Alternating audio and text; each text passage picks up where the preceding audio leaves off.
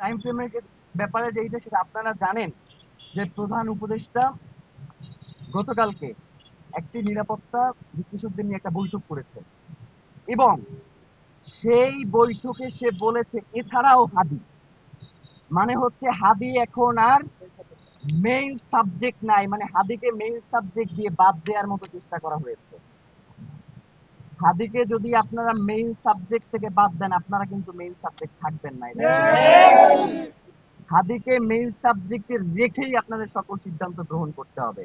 আর ভাই যেটা বললেন, অবশ্যই আগামী 24 ঘন্টার মধ্যে তারা দ্রুত বিচারিক ট্রাইব্যুনাল গঠন এবং এটার ক্ষেত্রে তারা যেই আন্তর্জাতিক গোয়েন্দা সংস্থা যেমন এফবিআই এবং হচ্ছে স্কটল্যান্ড ইয়ার্ডের মতো যারা পেশাদারী গোয়েন্দা সংস্থা রয়েছে তাদের সহায়তা নিতে হবে এবং রাষ্ট্রকে আপনাদের সামনে এসে জানাতে হবে যে তারা এই সহায়তার ক্ষেত্রে কি কি পদক্ষেপ গ্রহণ করেছে।